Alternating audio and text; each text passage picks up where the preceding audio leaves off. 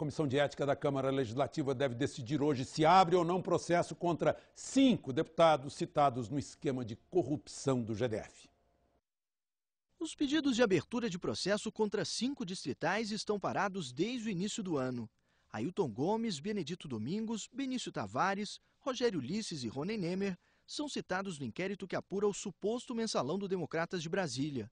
Ontem pela manhã, o presidente da Comissão de Ética chegou a defender a reabertura das investigações. Eu sou a favor que abra o processo. Por quê?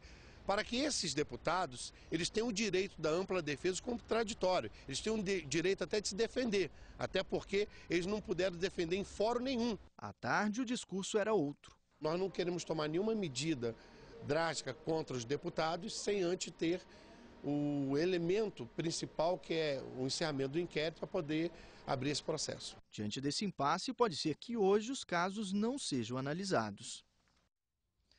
A reunião da Comissão de Ética está marcada para as 2 horas e ainda não se sabe se haverá quórum. E, de qualquer forma, apesar dessa mudança de postura, o presidente da comissão informou que vai, pelo menos, colocar o assunto em discussão entre os colegas.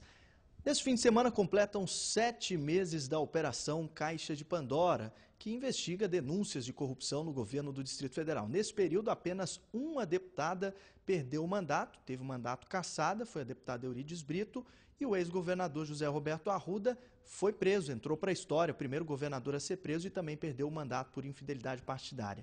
Vamos ver os desdobramentos dessa operação. Leonardo Prudente foi o primeiro a sentir os impactos das denúncias. Se desfiliou do Democratas para não ser expulso. Depois deixou o cargo de presidente da Câmara Legislativa. Em seguida, renunciou ao mandato de deputado distrital e teve os bens bloqueados pela Justiça. José Roberto Arruda também deixou o partido para não ser expulso.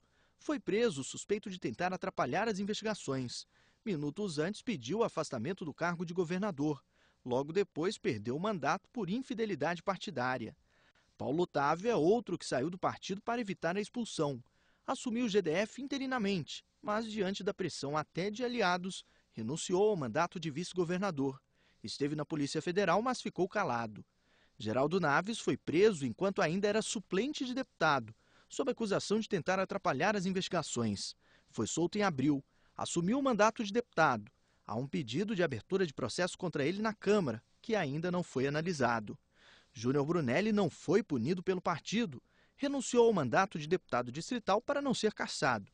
Prestou depoimento na Polícia Federal. A deputada Eurides Brito também não sofreu sanções do partido, o PMDB, mas teve o mandato cassado pela Câmara Legislativa. A Polícia Federal e o Ministério Público continuam trabalhando no inquérito com a colaboração de Durval Barbosa.